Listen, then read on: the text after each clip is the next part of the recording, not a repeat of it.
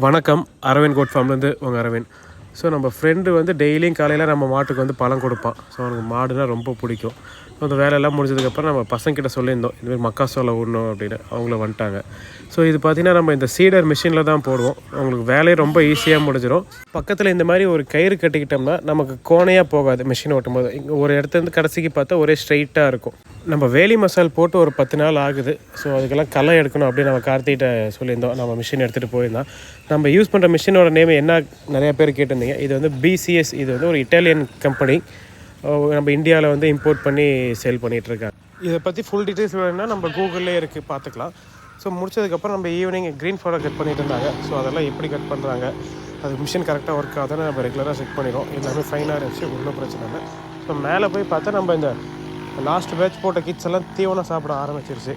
இப்போ இதுக்கெல்லாம் ஒரு 40 to 45 நாள் ஆகுது. ஸோ உங்களுக்கு இந்த டேஸ்லாம் ஆகும்போது உங்களுக்கு ப்ராப்பராக கான்சன்ட்ரேட் ஃபீட்லாம் ஒரு நாளைக்கு ஒரு 200 grams அது மினிமம் எடுக்கணும். அப்போ தான் அதோட வெயிட் கெயின் வந்து ஒரே மாதிரி இருக்கும். ஃபார்ம் ஒர்க்கெல்லாம் முடிச்சதுக்கப்புறம் ஈவினிங் வந்து நம்ம வண்டி வந்துருச்சு சைலேஜ் டெலிவரி பண்ணுறதுக்காக.